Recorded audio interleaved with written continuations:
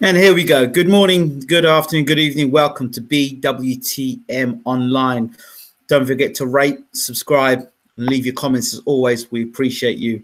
I know for some of you still have not made the switch from BWTM Sports to BWTM Online, but for those of you who haven't, rest assured you go into the playlist of BWTM Sports and all the videos we do here over BWTM Online will still be over there for you to watch. Anyway, there's lots of news, lots of boxing news to talk about. So let's get straight into it. Of course, we'll start first with the fight that's this weekend. So let's bring you up with that.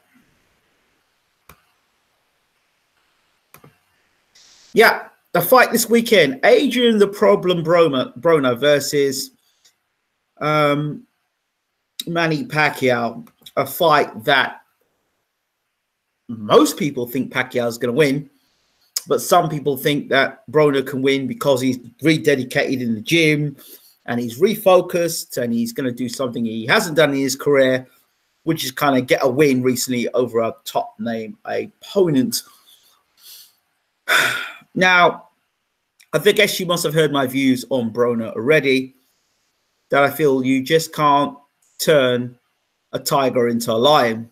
And Broner is a talented fighter. He was a very talented fighter down at lightweight. I believe he moved up to welterweight. When he moved up to welterweight, that same style where he was try to bully fighters, he couldn't do it because he couldn't budge certain fighters because they were much bigger and stronger than himself. And he couldn't walk certain fighters down because they just had the strength to push him back. Also, with the low output of punches before, they had a more devastating effect down at lightweight. Up at welterweight now, these guys are able to hold the power shots and come back with their own and can just be as active and outwork Adrian Broner. Now, there have been disturbing reports coming out that Adrian Broner hasn't been dedicated and living the life that he should be. And rather than actually training to prepare for the fight, he's been actually training to lose weight to make the scales, which is two totally different things. You're training to make the weight for the fight and not training for your opponent. Now, I understand he's still been hanging around in strip clubs and all the rest of it. Those are stories that I didn't take much heart to until I got a message this morning from the States telling me that he's going to get his behind whooped because he's not been living the life. He's not been dedicated to training camp. And Manny Pacquiao, as we know, is a consummate pro. When it comes down to, you see more smiles here until when it comes to when he gets in that ring. When Manny Pacquiao gets in the ring, it's a totally different situation altogether. And so I remember speaking to somebody yesterday or day before at the press conference of Broner, Crawford versus Khan. And I was on the third row, and I turned to another boxing colleague and I said to him, you know what? Pacquiao's going to stop Broner. Work rate, power puncher. He said, oh, well, Pacquiao hasn't got a knockout in a long while. Broner's going to be straight right in front of him. I hope Broner's prepared to soak up a lot of punishment because Pacquiao's going to keep coming and coming and coming with the hand speed, the footwork, the angles. It's going to be a complete nightmare. Broner has a problem. Adrian has a problem. So we'll have to wait and see how that pans out. But the word on the street is Broner's coming to pick up a paycheck. Maybe that's all smoke screens. But then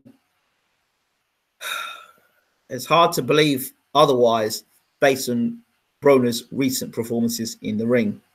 Moving on. As you know, last night we broke the story for you. Stiverne is coming back to fight Joe Joyce, the man that said the juggernaut who said he knocked off his dreadlocks. Those two get to resolve their differences on the undercard of James DeGale versus the undercard of James DeGale versus Chris Eubank Jr. Stiverne now 40 years old. Many people, well, first of all, before I even get to going into this any further, first I want to talk about the fact that we did break the story live on BWTM Online with Stiverne in the room. Now, there are people that were watching the show, reporters with channels, watching Stiverne confirm the fight live, but then said reportedly. And even the next day after Joe Joyce and Stiverne confirmed the fight, they're still reporting to their viewers it's reportedly. There's nothing reported about it. This fight is on. Barring injury to any of these two fighters, it was on. The contract was signed 2 or 3 hours before Stiverne came live with me. So he had signed the contract. And then there were only 4 people at the time that knew. Stiverne, Al Heyman, Joyce's people, Stiverne himself, Joyce's people, Stiverne, and then myself. Nobody else actually knew. So when we broke the story, you know, that should have been a given. The fight's going to go ahead. So yeah, Stiverne has been in training. A lot of people point to his age, point to his inactivity, will point to the fact that he got knocked out in his last fight by Deontay Wilder. Deontay Wilder is, without a shadow of doubt, the biggest puncher in world boxing. He isn't a light puncher by any stretch of the imagination. He's dropped nearly every opponent he's fought. He dropped Tyson Fury. He's dropped Stiverne. So he dropped Luis Ortiz that everyone's still raving up and down about. So it's not like Stiverne was knocked out by. But people are talking about Stiverne getting knocked out by Wilder like it's an embarrassment. Stiverne got clipped with some good shots by Wilder and got knocked out. I'm not making excuses about it. I'm not talking about his weight. I'm just saying that Wilder is a big puncher. Now, I do also understand that a lot of fans, boxing fans around the world, are concerned about Stiverne's fitness and whether he still has the ability to do what it takes at the highest level. They think Stiverne has not been active enough in his career. And all these things are all legitimate questions, and only Stiverne can answer those questions himself when he gets in the ring against Joe Joyce. If he does get in the ring against a 7-fight novice against Joe Joyce and gets battered by Joe Joyce, then I guess people will be, I wouldn't say the word vindicated, but would say, we told you so. But if Stiverne has anything left, and Stiverne has been training hard, and if he has been training hard, and he is able to pull off the upset, then what does this say for the career of Joe Joyce? If Stiverne were to pull off in what a lot of people's estimation would be a minor miracle, if Stiverne were to pull off the upset, then would people rate Stiverne in the result, or would they rate Joyce? But would they rate Joyce's win over Stiverne more than Stiverne's win over Joyce? And if Joyce is beaten by Stiverne, where do they rate Joe Joyce? See, this is an interesting one. If you're going to say, well, you know, Stiverne is finished, he's done, he's a shadow of his own self, well, that's fine. But if he turns around and does a lot better than you say he does, where he stops Joyce, and it's possible in heavyweight boxing he can punch, then what will be said then? As for Joe Joyce, you know, he's 7-0. He was chasing a fight against Luis Ortiz. Ortiz now looks like he's going to be fighting Christian Hammer instead. Joe Joyce could have fought Christian Hammer. Why didn't he take that fight?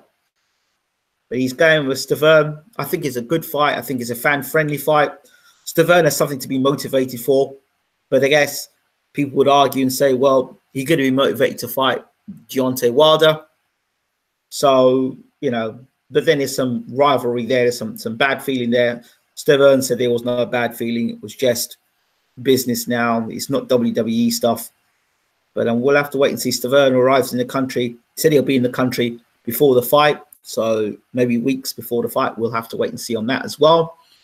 But we'll let you know what's going on here. So all the best to both guys. I'm sure it's going to be a great fight. And I think, for me, I want it to be a great fight. Why do I want Stiverne to get blown out in a round? Why do I want Joyce to knock Stiverne out in a round? We want to see a good fight, right? We want to see Joyce tested. We want to see what Stiverne's got left. It'll be a good fight. Be a good fight. Let's hope for that. Okay, up next. Cali Enigma. Salute to you, brother. Fred Nice says it will not be end well for Stiverne. I sense a brutal beatdown a la Leroy Thomas payday swan song. Yeah, I hear that.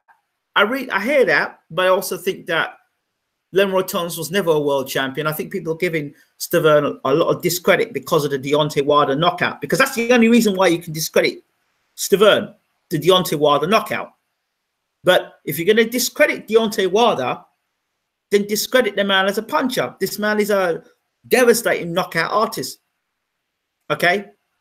So this guy is known for knocking people out. It's not like Deontay Wilder has a record of 23 fights and 175 losses, and in that time he's had 5 KOs.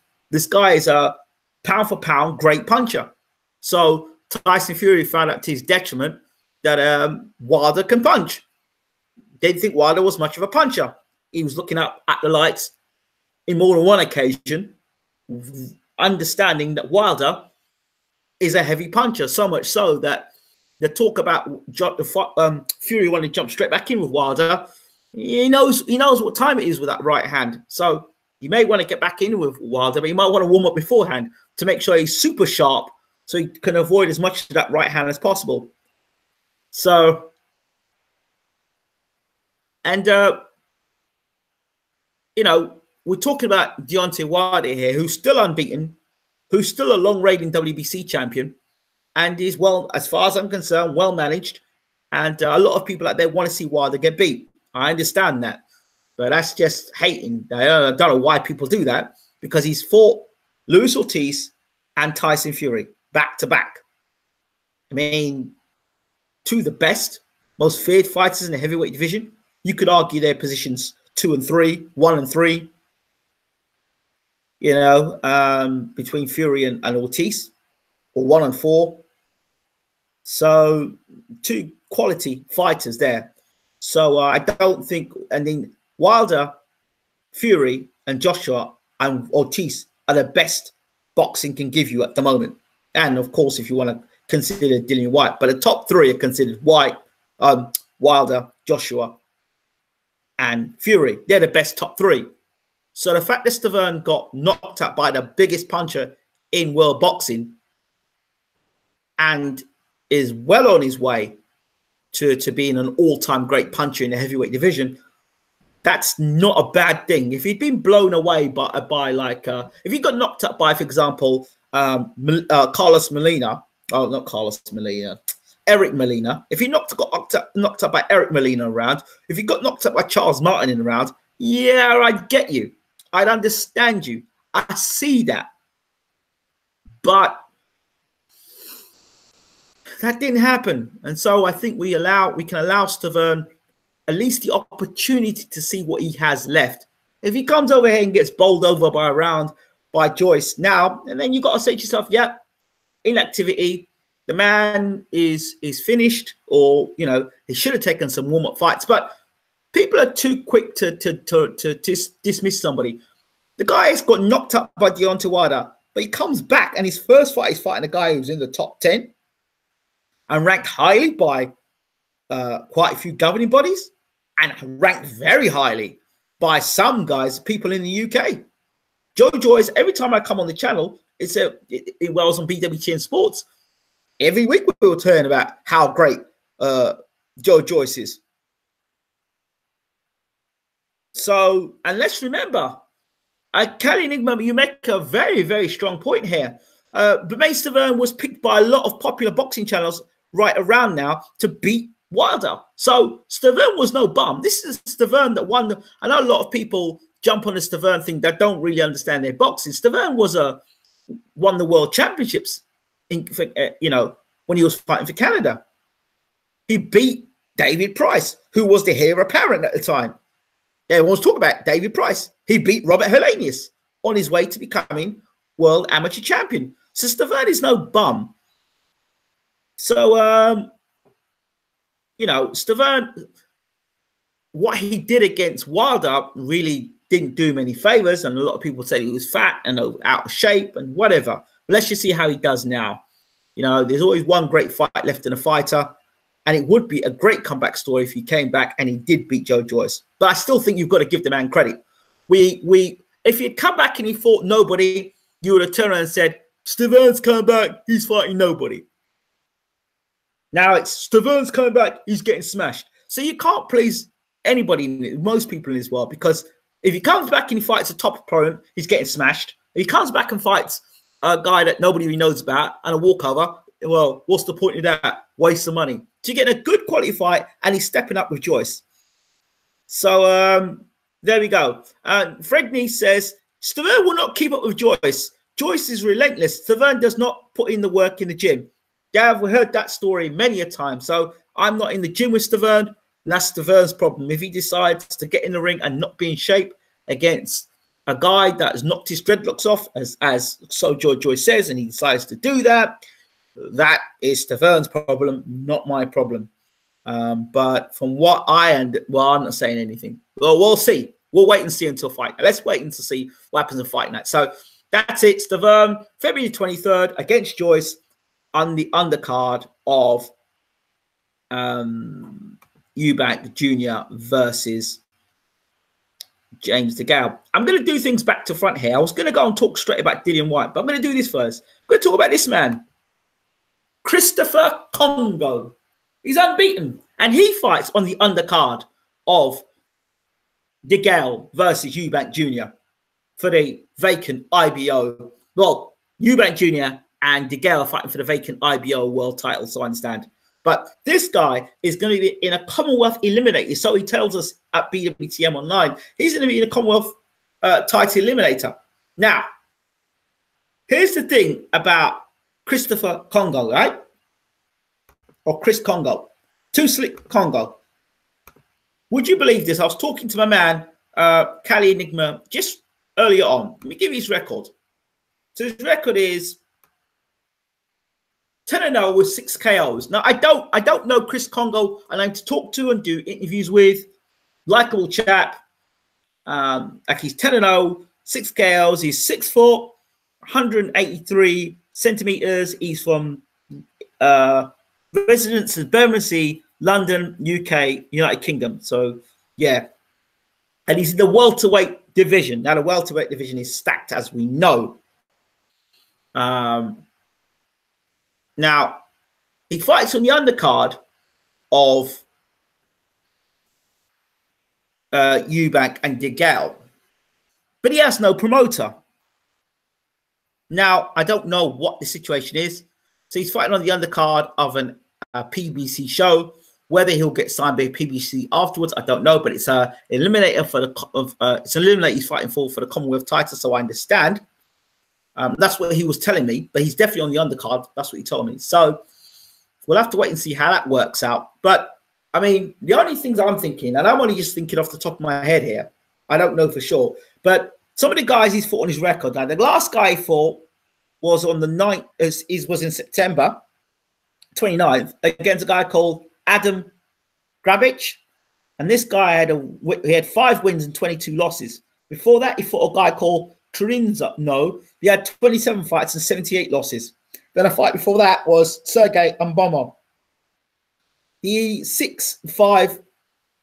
6 wins, 5 losses, but he's a puncher on Mbomo. People know he's a puncher. Then he fought a guy with unbeaten Borisov with 3 wins, no losses, and 1 defeat, or 1 draw. Sorry.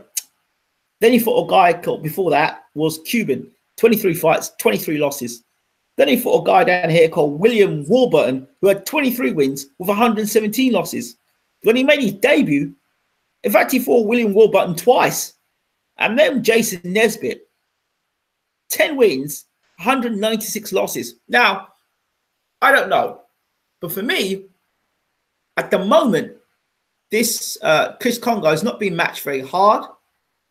So I don't know if it's because he doesn't want to be matched hard. I don't know contractually what the situation is, but he's on the undercard of Eubank Jr. and James DeGale. And you'd think that he would have a promoter.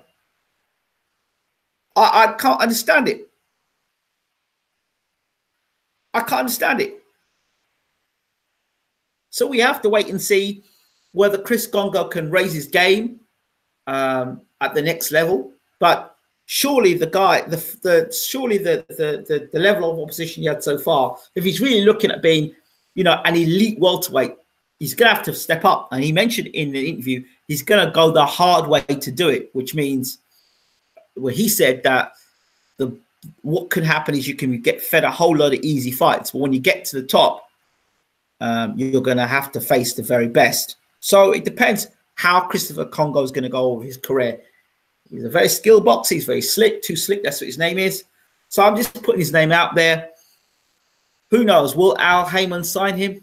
We don't know, but he's on the undercard of Eubank Jr. and DeGale, so you can watch out for him as well on the same card as Stiverne and Joyce. Now, another man we're going to talk about here, my brother, Isaac Dogboe. Neho. Well, so you know, last time we saw Dogboe, he was in a fight in which before he got in the ring, people thought he was going to win, but Navarrete, or how you pronounce his name, Dogboe took a lot of punishment in his way to losing the world on his way to losing his WBO world title. So I didn't see the fight, to be honest. I didn't watch the fight. I saw clips of it afterwards. Truth be said, I had bad feelings before going to the fight. You know, sometimes you get feelings about certain things you're not sure of. You get it every so often in boxing for me. I get these very odd feelings about things, and then they happen in fights. I tell you, there's a few fights where I had these feelings. When Lennox Lewis was about to fight Oliver McCall, I got that bad feeling beforehand. Felt very, very uncomfortable. Of course, the first fight, we all know what happened to Lennox Lewis. The same thing happened when he fought Hasim Rahman.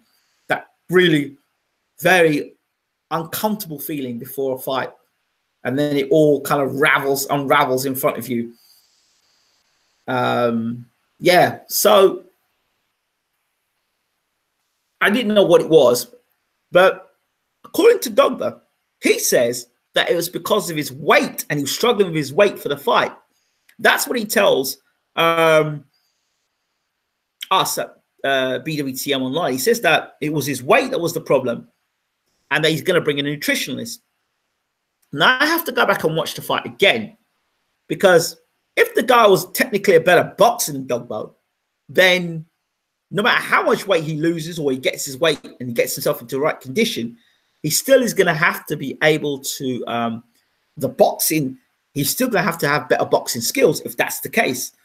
But if he genuinely is because he's got weight problems, then, you know, he can make those adjustments. But that guy, from what I saw, looked very, very dangerous.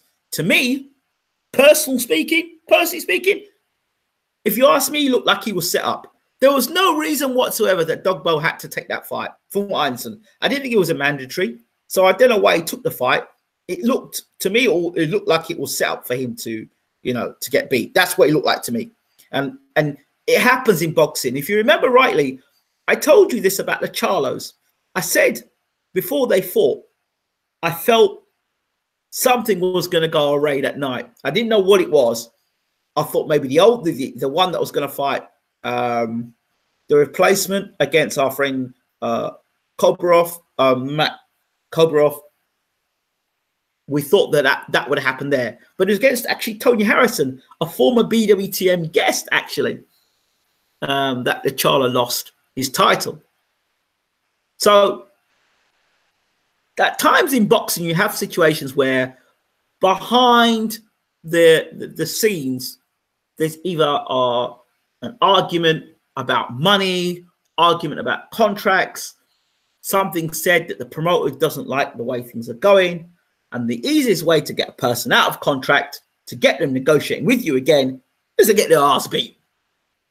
Listen, that's how it's done. So this contract only is active as long as you keep winning.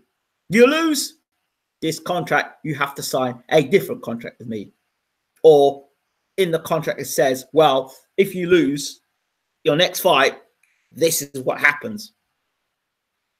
Do you understand that? And then obviously, if you win, this is what happens. If you win, you'll get paid more money and you'll get a world title fight. And if you lose, then, you know, it's my job to try and get you back into the world contention. Therefore, I've got to spend more time and more money pumping more money into you. You see?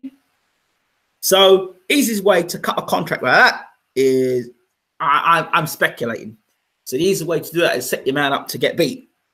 So I'm not saying he was set up, but it looked to me a terrible matchup on paper for Dogboe.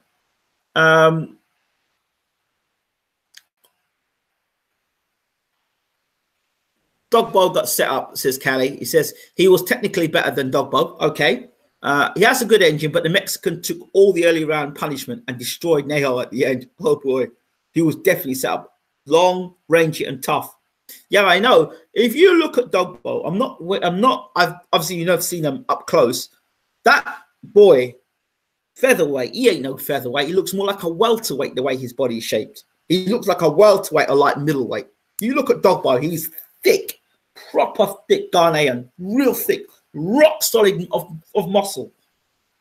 And, you know, goes to weight training as well. He's putting that on as well. So I think for me, he's going to have to look at nutrition. There were criticisms by the boxing community at large at the training corner and the camp and the way the whole setup was in the corner. I have to go back and watch the fight myself, which I'm going to do before I pass comment myself on it. But it was something that a lot of people passed comment on when I was reading through Twitter.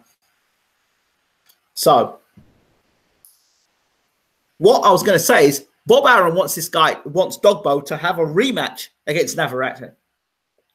Dogboe is talking about having, getting himself going on rebuilding and spending time to get himself back and fix things up. That's what he's talking about. When I talked to Bob Arum, straight after I talked to Dogboe, he said, I know, I want Dogboe back in the ring. For him to move forward, he needs to win his title back. So Dogboe's going to have to go back against Navarrete again. I mean, when you look at somebody, you think, for a moment, you think, damn, I wonder what it'd be like being in his shoes. I don't think that for 1 second for Isaac Dogboe. He's going to have to go back to the same place where he lost his title, or go back to the same fighter that beat him for the title, and work a way of finding Nazarete out, Emmanuel Nazarete out. And that is not something I would wish for anybody. So Dogboe going back and fighting the guy that basically took his best and then punished him later in the fight. And, if the punishment he took in the first fight, you don't know how much that's going to have effect on the young man. I mean, we'll have to wait and see how that works out, because it's ouch. Dogboe almost got stopped. That's my point. So I'm just saying, I would not wish that for any fighter, to have to go back and do what Dogboe did. And if he does it and he beats Navarrete, that is a great performance, because Navarrete looks like he could be a beast in his own right. All right, now, next up. It is a bad matchup. Next up. Now, this story really got me interested. This man, Dillian Whyte. Oh, dun, dun, dun, dun, dun, dun, dun, dun, dun, dun, dun, dun, dun. Yep, Dillian Whyte. We've heard all stories recently of him being lowballed and not being paid the money he deserves, and the Klitschko fight he may have. And I mean, let's put things into perspective. Dillian Whyte, and Vladimir Klitschko. I can't believe there were actually people online entertaining Dillian Whyte, Vladimir Klitschko. I mean, just dreadful. Klitschko was out. He got beat by Tyson Fury. He was out for almost 2 years. He gets dug back up, right, to go and fight Joshua. I don't know how in 2 years he improved as a fighter if he was sitting on the couch. And then now, Joshua beats him, and now they find it, what, almost 2 years later, they're pulling Klitschko back up again to go and fight Dillian Whyte. Now, I know Klitschko was, you know, slamming the rumors of his comeback, but he was sparring, and he has been sparring competitive rounds with Alexander Usyk, for what that's worth. So Dillian Whyte is definitely somebody I'd love to get on the show, and we will work definitely now for the new year to get Dillian on the show. Now, I have been fighting Dillian's corner because I kind of feel sorry. It's not I feel sorry for him, but I remember the days. Now for me, I'm going back now. I'm going retro here on you. Gary Mason was one of my favorite British boxers. Well, he was my favorite British boxer. He's one of the first guys I watched in boxing. Gary Mason. He was unbeaten in 33 or 30. He was 35-0, British heavyweight. There was talk about him fighting George Foreman, Mike Tyson, and you know he was going for the ranks. I remember him watching him fight Tyrell Biggs, and you know that was his step-up fight. He fought Tyrell Biggs, who had only been beaten by Mike Tyson, and it looked like Mason was going to lose the fight because Briggs was really getting into his second win, and Mason looked like he was tired and his feet were slowing. He landed a big right hand straight for the middle, knocked out Tyrell Biggs. He went on to fight guys like Everett Bigfoot Martin and I think Mark Willis. And he fought guys who were fringe contenders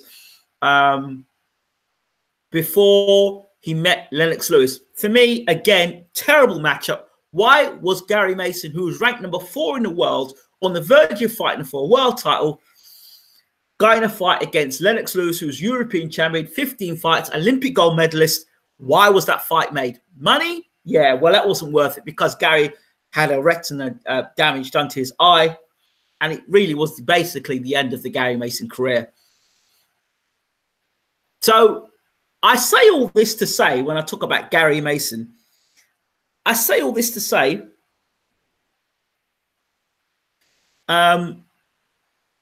Dillian Whyte was doing the Gary Mason thing. You know, he got beat by Olympic gold medalist. Gary Mason got beat by Olympic gold medalist. And then, it happened for Gary Mason, it happened later in his career when he was an unbeaten fighter at 35-0. But for Dillian Whyte, it's earlier in his career. And he's done kind of the reverse of Gary Mason. So now Dillian Whyte has now got himself to a position where he's fought two former world champions in Parker and Brown. And now he should be on the cusp of a world title after all this world title elimination. You got Joshua playing politician, and you got Wilder, who's got business with Tyson Fury. And then you got the WBA title floating around out there. You got Jarrell Miller, who wants to pick on people much smaller than him. Let's call about him wanting to fight Dwayko. So Miller might fight Dwayko after he went and fought what's this guy's name? Adamek. I think I don't know why people give Jarrell Miller so many passes. Fights Adamek. Why doesn't he fight somebody's own size? Like somebody can punch him back. I don't understand it. It makes no sense to me whatsoever. So I said, you know what? Tell me this. I'm going to have a chat with Bob Arum. I want to hear what Bob Arum thinks. So I asked Bob, what would you do if you had the chance to manage or promote Dillian Whyte? And here's what Bob Arum said. Bob Arum said that he would take Dillian Whyte, he would invite Dillian Whyte to America and fight a couple of American fights. He said he would like to make Dillian Whyte fight Bryce Jennings. He'd also like to see him fight against, I find this one a bit odd, Kubrat Pulev. Kubrat Pulev is not American, but he would put Dillian Whyte in America to fight Kubrat Pulev in America. Okay, that's what Bob Arum said. I won't argue Bob Arum, he's with Top Rank, and he said, if I did this, if Dillian Whyte came with me, I can make him far more relevant than Anthony Joshua simply because we'll have him on ESPN.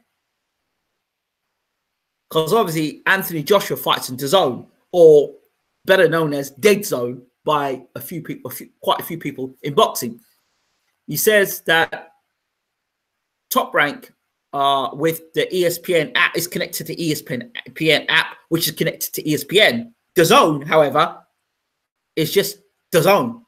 It's not connected to anything. It's not connected to like how ESPN is connected to me. It's not the same way as Bob was trying to explain. So he didn't quite understand where DAZN was trying to do its own thing. Like, it's almost like dead space. So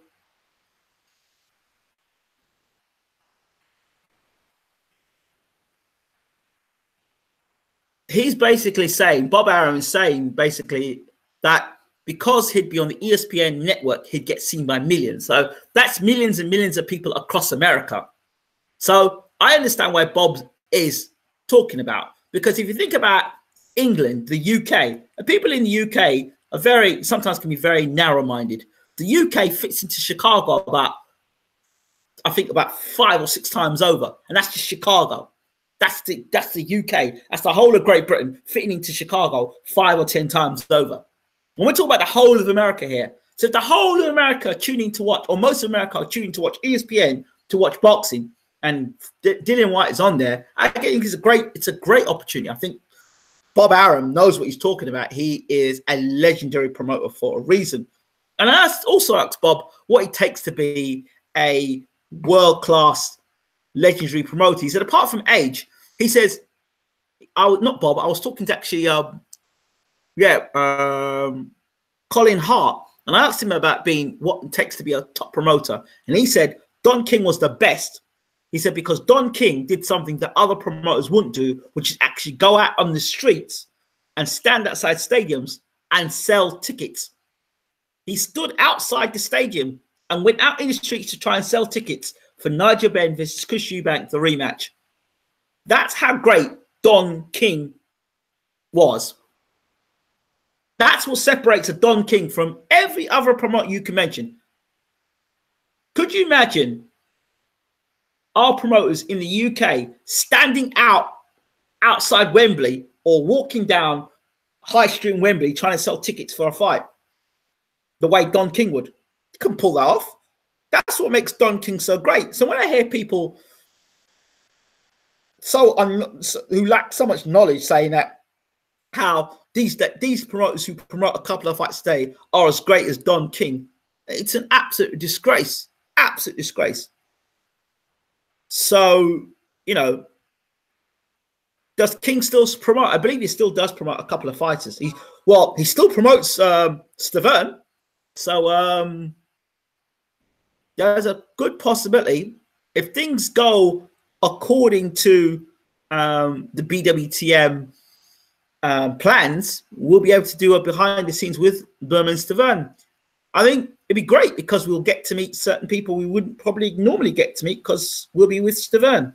He's already given me his okay to do a behind the scenes. So that's watching him come to the UK, the workouts, the press conference, the lot. So that is going to be very interesting.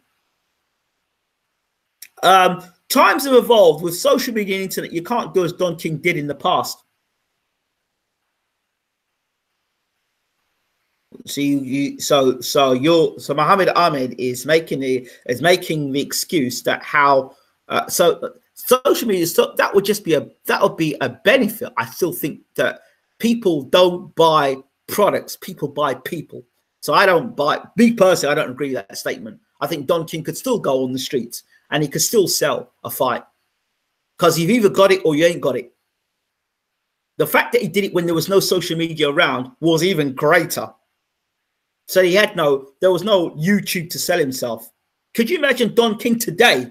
Imagine Don King today as a promoter doing what Don King does.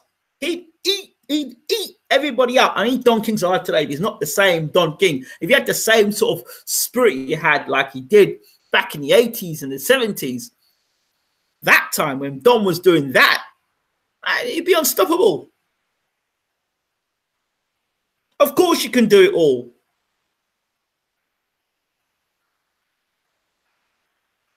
You look at music concerts, aka Beyonce's concert in Manchester. I attended. I bought tickets via Twitter. Yeah, I'm sure. Oh, by the way, when you want to talk about Beyonce, this is the great channel to talk about Beyonce and all things Destiny Child.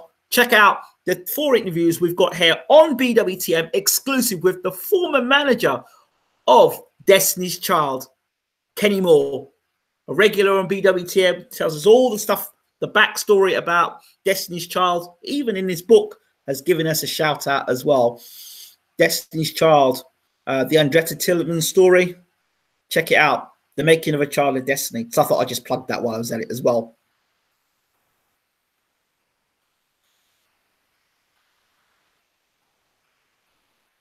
Now, of course you can't sell them individually, but I'm saying Don King went out. Remember when Eubank and Ben were fighting? What I'm just basically saying, and this was the opinion of John Rawling. He was saying what separated Don King from the rest of the promoters is his willingness to get down and dirty. He was prepared to get out on the streets and meet the people and sell the tickets. That was my point. So there we go.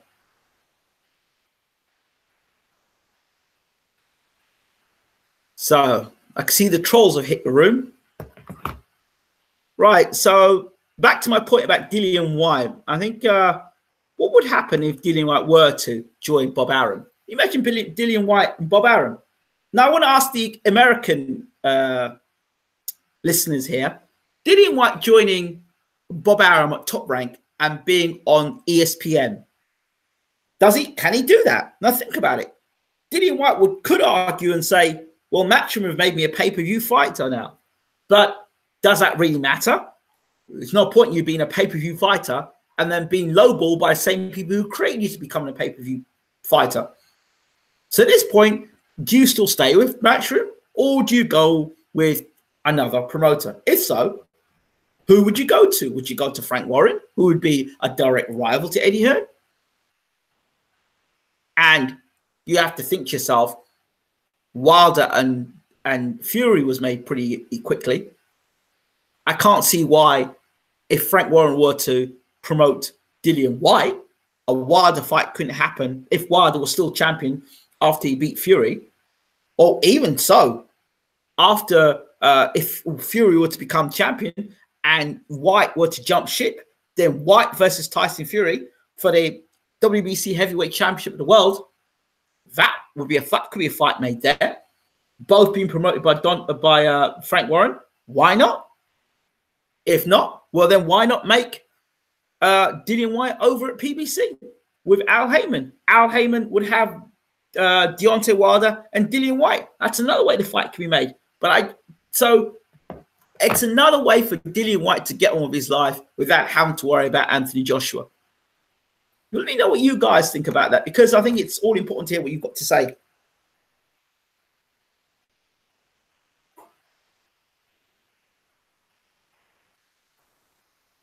Mohammed Ahmed says, to be fair, Don had that charisma, very likable. Dillian Whyte following NBA and Saturday night on ABC would be huge for him, says Cali Enigma. I can see that ESPN or BT Sport for Whyte. Okay. Dillian in a tight spot. He will be second fiddle to Fury if he goes to Warren. It doesn't matter. He'd be second fiddle to Fury, but second fiddle only because Fury's been a world champion. Fury's been world champion. All right. Now, if Whyte can get himself in a position to be with Warren, that I don't mind him being second fiddle. If second fiddle means he gets a shot at the World Heavyweight Championship, then he can stay second fiddle. I mean, we had the fight the other day between Carl Frampton and Josh Warrington. Carl Frampton got to fight Josh Warrington, didn't he? Well, we talked about first and second fiddle there. The fight happened. What I'm thinking about, if I'm managing Dillian's career, I'm saying, Dillian, let's get you in a position where, okay, you've been lowballed by this promoter here. Why don't you move off and move to another promoter and get a better deal? And even if you are in second place, you're second place, but it's a damn better second place, which is going to more than ensure you have a world title shot, because Frank can then keep it in-house. Heyman can keep it in-house. Do you get what I mean? Heyman and Frank can both keep it in-house. So whether Tyson loses or Dillian loses, They both, the promoter always wins. And if you look at it that way, that would be so much better. So if you're saying Dillian Whyte goes to Al Heyman, he wouldn't need a promoter. Okay, even better for Whyte then. Enigma says Disney owns ABC and ESPN. Wow. Rather be second fiddle to Fury than AJ, of course. Oh, there's joint companies, bless you. ABC is bigger platform than ESPN. Wow. Too much gap between AJ and Eddie and AJ and AJ and Whyte in Eddie's eyes. Of course. Don't know much about ABC. Hear that. Top Rank US supposed to have fights on ABC this year. Wow. Wow. Wow.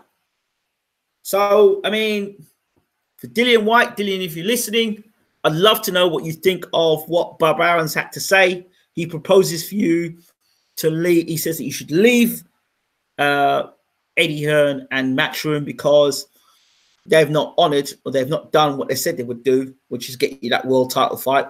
Move on.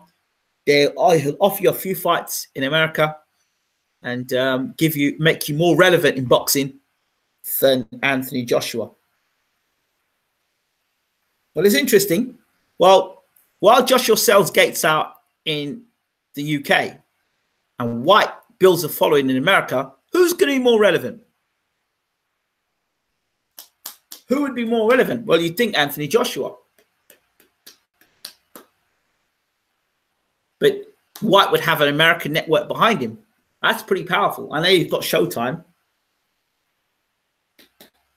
But ESPN, ABC, that sounds interesting. NBC, ABC, Fox, and CBS are all free TV. Wow. Who runs Top Rank? Who runs Top Rank? Bob Arum. That's why Bob Arum, that's why the interview with Bob Arum was so interesting. Because if Bob Arum is saying Dillian Whyte join Top Rank, we can do this for you. Why not?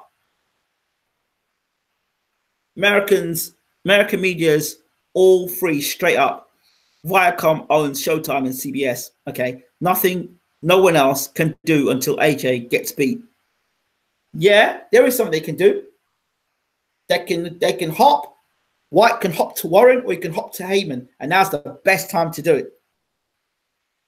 Rather than hang around and then potentially get beat in a fight you don't really want to be taking, but you're taking it because of money rather than taking it because it's the best thing possible for you. Interesting. Ah.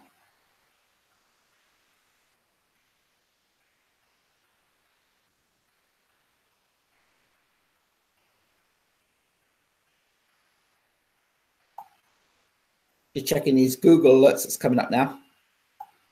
Right. So I think that's about it for me, people. Unless there's something else. I can only see Wilder, Fury, or Ortiz beating AJ, and he hasn't fought none of them.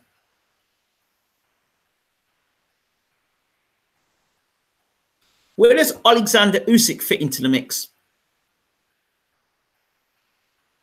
And maybe Whyte. Where does Alexander Usyk fit into the mix? Where does Bryant Jennings fit into the mix? And where does Dillian Whyte fit into the mix?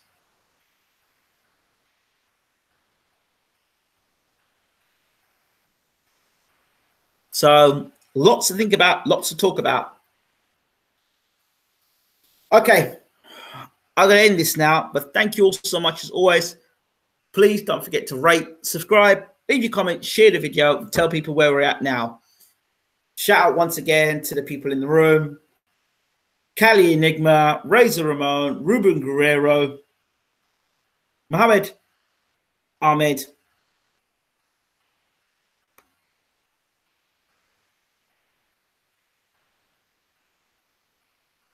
Fred Neese, and GoFlow. Thank you all so much for being a part of the show. Really appreciate it.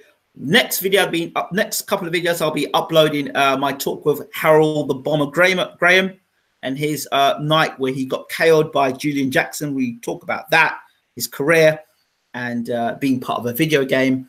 We also talk to Mark Prince, Dr. Mark Prince, OBE. Talks about his son being killed. He was a up and coming footballer, and of course, Mark Prince was light heavyweight champion in the UK. So lots to talk about there, about his foundational work he's doing in the community. The next one will probably be Pacquiao Broner. We'll do that. We'll do a Pacquiao Broner. But the next video, check the videos out. Please hit the subscribe button and check out our premieres. Really important you should check out our premieres, so you can sit down and watch the premieres with me when I'm premiering new videos. So I'll be doing a Herald Graham hopefully tonight as well, and a few more videos. Check out the videos that are on the channel at the moment. Colin Hart talking about, he thinks that Amir Khan's past it. John Rawling, commentator for BT Sports Box Nation. Check out his thoughts on commentary and how many fans think that potentially is influenced by TV networks. He's got a different opinion about it. Stiverne giving us that exclusive about him fighting Joe Joyce. Isaac Dogboe talking about his defeat and how he's going to make the comeback. And of course, our interview with the legendary Bob Arum. So check out the videos. This has been BWTM Online. Check out our live health and lifestyle channel. And of course, tonight we'll be releasing the next episode of our reality show, The Beauty of Being Free. So at our local gym here in Worthing, Body Street, shout out to them.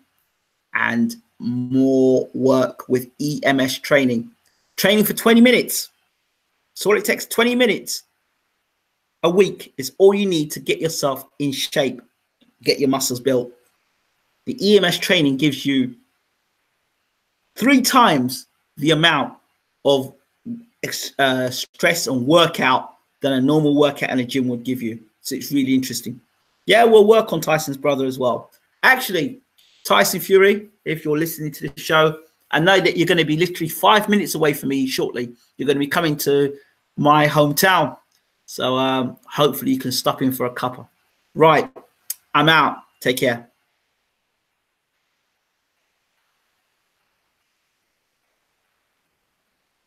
I totally agree with you. He should fight in America.